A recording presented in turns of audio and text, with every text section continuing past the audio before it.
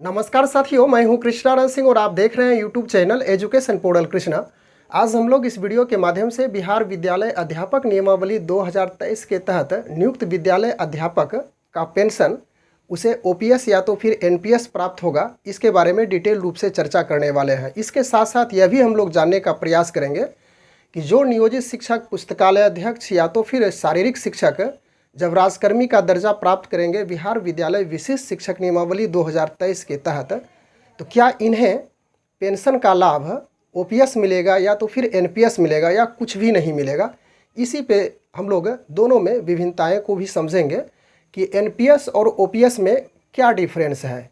हालांकि बिहार विद्यालय अध्यापक नियमावली 2023 में आप सावधानी से उस नियमावली को पढ़िएगा तो एक जगह पेंशन की बातें कही गई है, जहाँ पे वेतनमान की चर्चा की गई है। उसमें बताया गया है कि मूल वेतन 25,000 रुपया प्रति माह एवं अन्य अनुमान्य भत्ते देय हैं। इसके नीचे में जस्ट दूसरे लाइन में लिखा हुआ है कि अस्थाई एवं नई पेंशन योजना के नियमानुसार अनुमान्य है। स्पष्ट हो चुका है कि विद्यालय अध्यापक का जो पेंशन प्राप्त होगा वह एनपीएस अर्थात नई पेंशन योजना के तहत जो नियमानुसार होगा उसके आधार पे अनुमान्य है। लेकिन जब बिहार विद्यालय विशिष्ट शिक्षक नियमावली यानी कि 2023 की जो नियमावली आई है उसका अध्ययन कीजिएगा तो उसमें कहीं भी इस पेंशन की, चाहे नई पेंशन स्कीम क्यों ना हो या तो फिर अन्य पेंशन स्कीम, उसके बारे में कोई चर्चा नहीं की गई है। विशिष्ट शिक्षक नियमावली में जिस प्रकार से हम लोग विद्यालय अध्यापक नियमावली वेतन के जस्ट नीचे देखे थे, आप स्क्रीन पर भी देख सकते हैं इस बातों को। उसके बाद तुरंत वहाँ पे अस्थाई एवं नई पेंशन योजना के नियमानुसार अनुमान की बात कही गई है। लेकिन बिहार विद्यालय विशिष्ट शिक्षक नियमावली 2023 जो ड्राफ्ट के रूप में था, हालांकि इसमें संशोधन होने की पूरी संभावनाएं हैं इसके बारे में, तो उसमें वेतन में देखिएगा कंडिका जो 8 में दर्शाया गया है, तो मूल वेतन उसमें 25,000 रुपया 1 to 5 के लिए, उसके बाद 6 to 8 के लिए 28,000 रुपया, फिर आगे चलिएगा 9 to 10 के विशिष्ट शिक्षक के लिए जो राजकर्मी का दर्जा प्राप्त करेंगे नियोजित शिक्षक, उनकी बात कर रहे हैं 31,000 रुपया। उसके बाद जो 11 to 12 के विशिष्ट शिक्षक बनेंगे तो उनका 32,000 निर्धारित किया गया है। उसके बाद जब नीचे आइएगा तो अन्य भत्ते यानी बिहार सरकार के अनुसार से जो अन्य भत्ते मिलते हैं, देय होता है समय समय पे, तो उसमें महंगाई भत्ता, मकान किराया भत्ता, उसके बाद चिकित्सा भत्ता और शहरी परिवहन भत्ता शामिल है, यह अंकित किया गया है। उसके बाद जस्ट उसके नीचे आइएगा तो आपको मिलेगा उपरोक्त वेतन, यानी कि वह जो वेतन, जो भत्ते सुविधाएँ हैं उसको संशोधित कर सकती है प्रशासकीय विभाग। और फिर नीचे आप आइएगा तो उसमें देखिएगा फिटमैन मैट्रिक्स दिया गया है, जो कि सारा एक इंडेक्स है, एक सारणी दी गई है, उसमें समझाया गया है। आप स्क्रीन पर भी देख सकते हैं इस बातों को। तो कहने का अर्थ हो गया कि बिहार विद्यालय अध्यापक नियमावली 2023 जो आई है उसमें स्पष्ट चर्चा की गई है कि पेंशन नई पेंशन योजना के तहत अनुमान्य उसे दिया जाएगा। लेकिन यह जो बिहार विद्यालय विशिष्ट शिक्षक नियमावली 2023 है इसमें इसकी चर्चा कहीं भी नहीं की गई है। अब यहाँ पे समझने वाली बात है कि हालांकि इससे रिलेटेड जो एनपीएस है और ओपीएस है, लोगों का डिमांड है कि जो पुरानी पेंशन योजना है यानी ओल्ड पेंशन स्कीम, उसका ही लाभ दिया जाए। उसमें बहुत सारी ऐसी सुविधाएं हैं जो कि एनपीएस में शामिल नहीं है।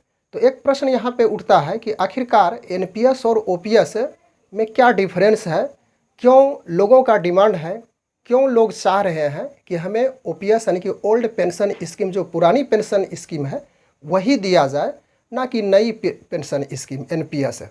तो चलिए सबसे पहले हम लोग दोनों में डिफरेंस को समझते हैं, उसके बाद आगे चल करके कुछ और भी बातें करेंगे। यहाँ पे देखिए, इसे समझने के लिए दोनों में क्या विभिन्नताएं हैं उसको मैं पहले से ही नोट करके रखा हूँ, इससे आसानी से समझ में आ जाएगा। तो यह हुआ आपका पुरानी पेंशन योजना यानी कि ओपीएस, ओल्ड पेंशन स्कीम, इसे शॉर्टकट कहा जाता है। और यह है नई पेंशन योजना यानी कि एनपीएस यानी कि न्यू पेंशन स्कीम, जो कि बिहार विद्यालय अध्यापक नियमावली 2023 में अंकित किया गया है।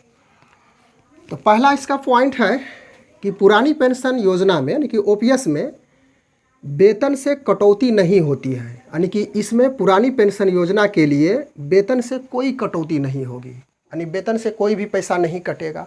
लेकिन यहाँ पे जो नई पेंशन योजना है एनपीएस है, इसमें वेतन से 10% की कटौती होती जाएगी। एक विभिन्नता यह हो गई। उसके बाद दूसरा है कि इसमें जीपीएफ की सुविधा है, यानी जो जनरल प्रोविडेंट फंड होता है इसमें ओपीएस में इसकी सुविधा है, लेकिन नई पेंशन योजना में जीपीएफ यानी कि जनरल प्रोविडेंट फंड की सुविधा नहीं है। यह विभिन्नता हो गई। उसके बाद अगला पॉइंट है, इसमें भुगतान सरकार की ट्रेजरी से की जाती है। सरकार की एक वित्त व्यवस्था ट्रेजरी होती है, वहाँ से इसका भुगतान किया जाएगा। इस प्रकार से इसकी जो राशि होती है वह निश्चित मिलती है, फिक्स राशि मिलती है, इसमें कोई तोड़ जोड़ नहीं होता है। लेकिन यहाँ पे जो नई पेंशन योजना है इसमें शेयर बाज़ार पे निर्भर करता है, शेयर मार्केटिंग पे निर्भर करता है। शेयर मार्केटिंग जब उछाल होगा, जब ऊपर की ओर चढ़ेगा तो इसमें बेनिफिट्स ज़्यादा होगा एनपीएस में, और जो ही डाउन होगा तो उसमें एनपीएस की जो योजना है उसमें लॉस होता है। तो यह शेयर बाज़ार पर निर्भर नहीं है, तो राशि निश्चित नहीं मिलती है, स्पष्ट हो चुका है। इसके बाद आगे हम लोग बात करें, जब इस स्कीम के तहत जो कर्मी रिटायर होते हैं तो इसमें रिटायरमेंट के समय अंतिम बेसिक सैलरी का 50% तक निश्चित पेंशन मिलती है। यानी आपकी यदि सैलरी, अंतिम सैलरी, बेसिक सैलरी जितनी है, सपोज कीजिए कि 30,000 है बेसिक सैलरी, तो वहाँ उसका 50% यानी कि 15,000 की राशि आपको पेंशन के रूप में मिलती जाएगी। इसका कहने का यही अर्थ हो गया कि इसमें रिटायरमेंट के समय अंतिम बेसिक सैलरी का 50% तक निश्चित पेंशन मिलती है। लेकिन यहाँ पे देखिए एनपीएस में क्या है, इसमें निश्चित पेंशन की कोई गारंटी नहीं होती है। अगला पॉइंट है कि 6 महीना के बाद, यानी कि 6 महीने में 6 महीने के बाद मिलने वाला महंगाई भत्ता शामिल है, लेकिन इसमें ऐसा कोई प्रावधान नहीं रखा गया, इसमें लागू नहीं है एनपीएस में। उसके बाद फिर अगला पॉइंट है कि रिटायरमेंट के बाद 20 लाख तक ग्रेजुएटी मिलती है, यानी कि ओपीएस में 20 लाख तक की आपकी ग्रेजुएटी मिल जाती है, लेकिन इसमें अस्थायी प्रावधान एनपीएस में किया गया है। आगे इसका पॉइंट है कि इसमें टैक्स नहीं कटता है। जब आपको पेंशन मिलेगी तो उस समय या तो फिर आप वेतन उठा रहे हैं, वर्तमान में नौकरी है, कार्यरत है, तो जो टैक्स कटता है इनकम टैक्स वह कटते जाता है। लेकिन जो ही आप पेंशन प्राप्त करने वाले हैं, पेंशन भोगी हैं, तो उसमें टैक्स नहीं कटने का प्रावधान है। और यह जो नई पेंशन स्कीम है इसमें टैक्स आपका जो राशि मिल रही है उस अनुसार से टैक्स कटते जाएगा। फिर उसके बाद अंतिम पॉइंट पे हम लोग आ चुके हैं, रिटायरमेंट के समय पेंशन प्राप्ति के लिए जीपीएफ से कोई निवेश नहीं देना पड़ता, यानी कि जनरल प्रोविडेंट फंड से कोई भी निवेश नहीं देना पड़ता, कोई भी निवेश नहीं लगाना पड़ता है। लेकिन यहाँ पे एनपीएस में 40% आपको निवेश करना होगा, 40% आपको लगाना होगा। तो इस प्रकार से एनपीएस और ओपीएस में क्या विभिन्नताएं थी, किसमें अधिक बेनिफिट है, किसमें कम बेनिफिट है, इस वजह से हम लोग इस जो डिफरेंस है इस अंतर से समझ चुके हैं कि पुरानी पेंशन स्कीम में अधिक से अधिक बेनिफिट्स है, अधिक से अधिक लाभ है। इसलिए कोई भी कर्मचारी चाहता है कि यह जो नई पेंशन स्कीम है वह हमें प्राप्त ना हो, जहां जिस प्रकार से जैसे भी मिले ओपीएस ही प्राप्त हो। तो हम लोग जो बिहार विद्यालय अध्यापक नियमावली 2023 देखे थे उसमें वेतनमान की बात तो सही है, लेकिन उसके जस्ट नीचे लिखी हुई है कि यह नई पेंशन योजना के तहत यानी कि नियमानुसार अनुमान्य होगा।